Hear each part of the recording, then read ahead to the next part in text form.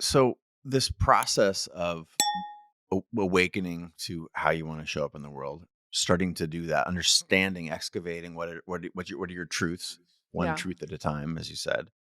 And let's go specifically in your case, you decided that you wanted to build a different life than the one you had, one that Yeah. wasn't booked out 2 years in advance. What are some very tactical things Yeah. that you've done? Yeah. Like you realize that you have to, I'm an entrepreneur. What is it that I'm selling? The podcast, Yep. obviously, you wanted to grow that, but there's still a gap for our listeners Yep. in, you reaching out of the shower and saying, I want to start a podcast and actually where you are today. So fill Yeah. in some of that black box for us. Yeah. So our culture is so quick to abandon what has gotten them to where they are to try to get to where they want to go. And I think that is the number one mistake.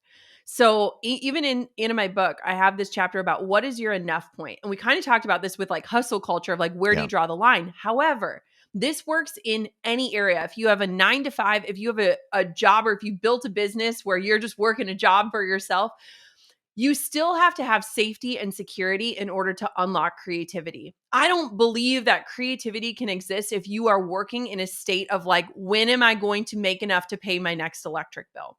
So I always teach people to get so crystal clear, like have a money date where you sit down and you say, this is what I have to do. This is my enough point for me to feel comfortable to make ends meet, and you stop booking any amount of work past that. Like that is Mhm. the line in the sand. So when I hit 6 figures, the next day I did something radical. I told my husband, I sat him down at the table overlooking the cornfield in Wisconsin, and I said, screw 6 figures. I was happier when I earned $50,000 a year. I want to go back to that.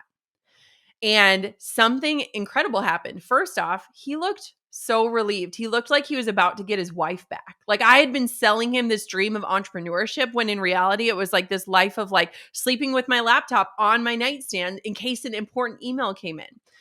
And I defined my enough point and I said, I know that we can make ends meet, pay our student loans, do all those things at 50K a year. Let's let that be the enough point. And what happened, Chase, is the year that I cut back to earning 50K a year was the year that I exploded the next aspect of my business, the digital side of my business, because suddenly I had the time again. I had time to be creative, time to explore, time to learn, time to take courses, time to Mhm. imagine. Like when time became my currency, I earned more money. It was backwards. It wasn't what I had planned.